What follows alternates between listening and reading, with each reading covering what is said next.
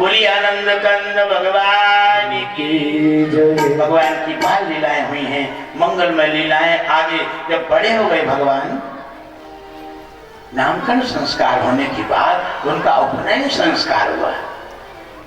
आप लोगों के उपनयन संस्कार, कर्णवेद संस्कार, ये 16 संस्कार हमारी सनातन संस्कृति में है, वो सब करना चाहिए। हम सनातन धर्मी कहलाते हैं, हम हिंदू कहलाते हैं और हम भारतवासी कहलाते हैं जो आर्यावर्त क्षेत्र में रहने वाले हैं, किंतु हमको संस्कारों के नाम तक पता नहीं। कितना बड़ा अफसोस। संस्कार होना चाहिए। पंचमन संस्कार, गर्भाधान संस्कार से लेकर के अंत्येष्टि संस्कार तक 16 संस्कार। गर्भाधान संस्कार, पुष्पन संस्कार, जातकर्म संस्कार, नामकरण संस्कार, अन्नप्राशन संस्कार, चूड़ाकरण संस्कार, ये सब संस्कार है। कर्णवेद संस्कार, उपनयन संस्कार बड़ा महत्वपूर्ण संस्कार है। उपनयन संस्कार का मतलब होता है आज उपनयन संस्कार हो गया, अब तुम्हारे अंदर से शूद्रत्व खत्म हो गया। जन्मना जायते शूद्र संस्कारात् द्विजोच्यते। आज तुम द्विज हो गए। जनेऊ पहनने का मतलब ऐसा ही नहीं है। जनेऊ पहनने का मतलब यह है कि तुमने सनातन संस्कृति के स्तंभभूत जो वेद और वेदों की 1,00,000 ऋचाओं में से 96,000 ऋचाओं का पावर अपने अंदर आत्मसात कर लिया। दुनिया पंडों के यहाँ तुम कब जाते हो? जब तुम्हारे घर में भूत प्रेतों का आवेश होता है, तुम्हारी बहू को भूत लग जाए, लगता है लोग जाते गुनियों के पास। और गुनिया क्या करते हैं? दुनिया एक कच्चा धागा लेते हैं, उसमें अपने मंत्र ये, वो भी मंत्र उनके एंड में नहीं होते हैं, उन मंत्रों से गांठ लगा के और गंडा पहना देती है, वो भूत हो जाता है। होता नहीं, बड़े वहां से फायदा मिल गया। हमारे पास आते हैं लोग, बहुत से लोग आते हैं। एक सामान्य गुनिया, एक सामान्य तांत्रिक एक कच्चे धागे में अपने अड़भंगी तरीके के मंत्रों के द्वारा, उच्चारण के द्वारा गांठ लगा देता है और गांठ को गले में पहना देता है और उसके शरीर से जो सूक्ष्म जगत में रहने वाली, सताने वाली जो नेगेटिव पावर है आत्माएं, उसके पिंड छोड़ देती हैं। तो ध्यान देना, वेदों की 96,000 ऋचाएं, जिनमें ऋषि देवता आदि सब समाहित हैं, ऐसी 96,000 ऋचाओं का जो पावर है वही जनेऊ के अंदर है। 96 चौवा से बनता है। प्यारे भाई, जो जनेऊ धारण करता है उसके शरीर में कभी नेगेटिव पावर प्रवेश नहीं करेंगे। किंतु जनेऊ का नियम होना चाहिए, जनेऊ पहने और शुद्ध तरीके से बनाया जावे और शुद्ध तरीके से उसका पूजन होए और फिर उसको धारण करो।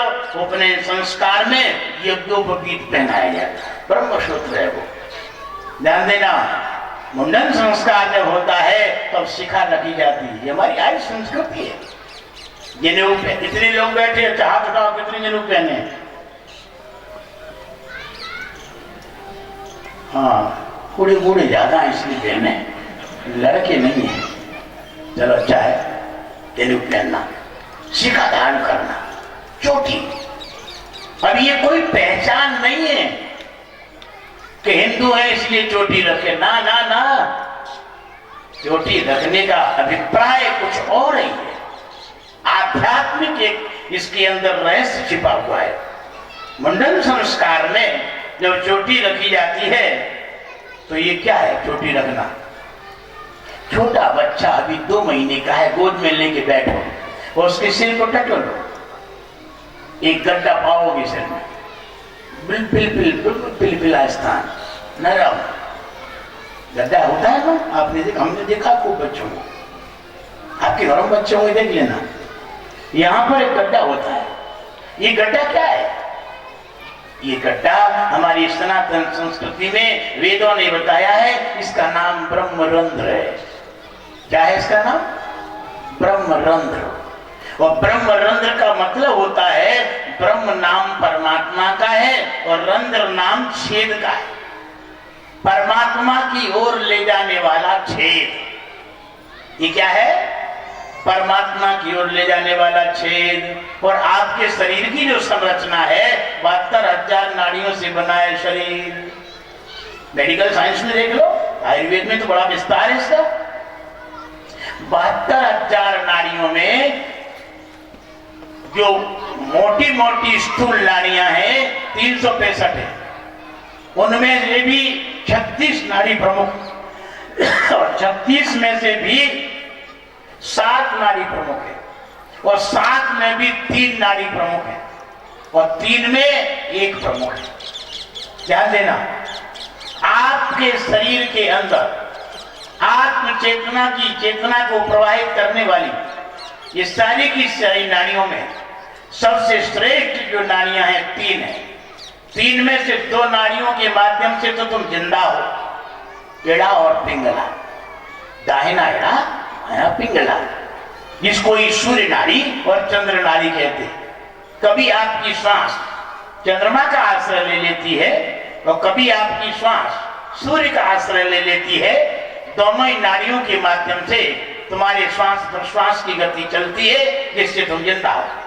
किंतु दोनों के बीच में एक तीसरी नाड़ी है, जिस नाड़ी का नाम है ब्रह्म नाड़ी, उसी को सुषुम्ना कहते योग की भाषा में। तुम्हारे अंदर जो मेरुदंड है, मेरुदंड के बीचों बीच वो सुषुम्ना रहती है, दोनों नाड़ियों के मध्य में रहती। एड़ा पिंगला तो नासिका रंध्र तक गई है हृदय प्रदेश से, किंतु प्यारे मूलाधार चक्र से लेकर के और ब्रह्म रंध्र व्यावत यदि कोई नाड़ी प्रवाहित होती है और गति करती है तो मात्र सुषुम्ना है।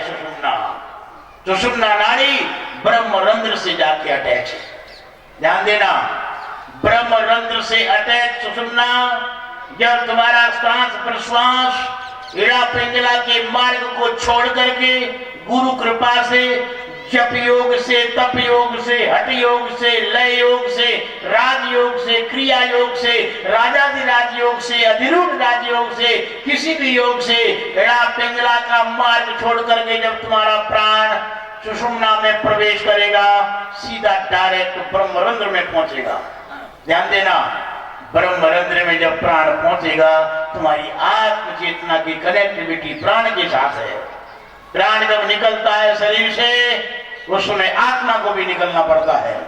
प्राण और आत्मा अलग अलग नहीं रह पाते। जब प्राण यहाँ सुषुम्ना से ब्रह्मरंध्र से निकलेगा तो साथ में आत्मा भी निकलेगी, और ये जो रास्ता है ये डायरेक्ट परमात्मा में जाके खुला है। और कहीं ब्रह्मांड में, कल हमने ब्रह्मांड बताया, उस ब्रह्मांड में कहीं भी ये रास्ता खुला ही नहीं है, डायरेक्ट ब्रह्म में खुला है।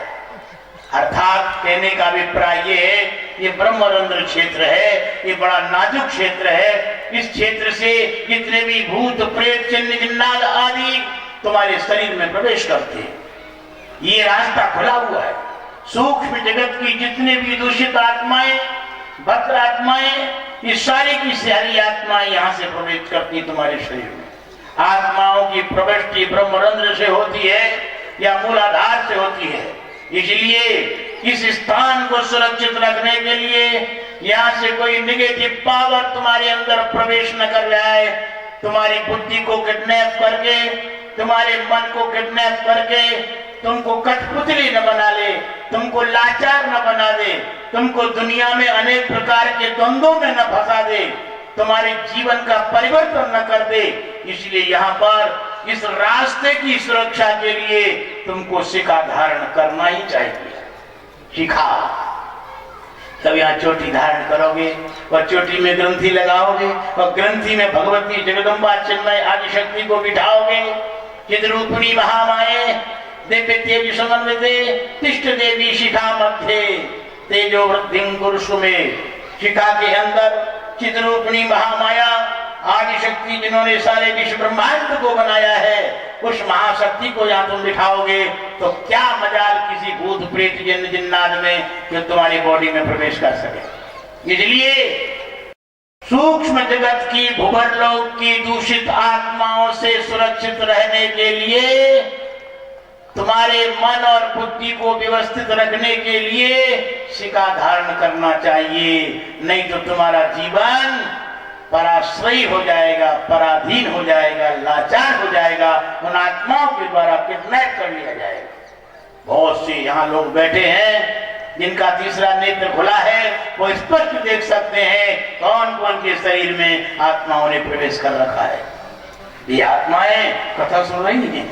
हाँ, बड़ी विलक्षण स्थिति है महाराज। तीनों नेत्र जिसके खुले, तीसरा नेत्र जिसका खुला है, उस रहस्य को समझ सकता है। हम जिंदगी भर शरीरों में आत्माओं का आदेश रहा आया और हम समझ ही नहीं पाए कि हमारे मन बुद्धि को कोई किडनैप किया था। ध्यान देना, इसलिए सिक्का धारण करना चाहिए। और दूसरा कारण सिक्का धारण करने का यह है कि तुम जो भी जप करोगे, तप करोगे, दान पुण्य करोगे, तीर्थाटन करोगे, तुम्हारे अंदर जो एनर्जी का निर्माण होगा, जो पावर बनेगा, वो पावर कहीं विकृत न हो जाए। यहां से पावर निकलता है, ओरा बनता है, ओरा बनता है। तुम्हारे अंदर जो साधना होती है, जो विशेष प्रकार का दान पुण्य होता है, उसका एक ओरा बनता है। आपने देखा होगा मूर्तियों के पीछे एक मंडलाकार श्वेत शुभ्र चक्र सा नजर आता है। हर मूर्ति के पीछे क्या है?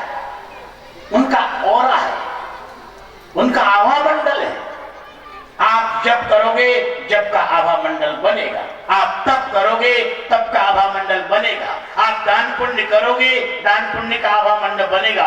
तब जब तुम शिखा रखोगे तब, नहीं तो आभा मंडल वहां से निकल जाएगा। इसलिए शिखा रखना बहुत जरूरी है। प्यारे भाइयों, हमारी सनातन संस्कृति, ये त्रिकालज्ञ महर्षियों के द्वारा ये संविधान बनाया गया है। ये तिलक छापे वाले महात्माओं के द्वारा नहीं। जिन्हें विश्व कर बदर समाना, जिन्हें सारा विश्व ब्रह्मांड हाथ पर बेर और आंवले के रखे हुए के समान दिखता था, ऐसे त्रिकालज्ञ महर्षियों के द्वारा सनातन संस्कृति का संविधान बनाया गया है।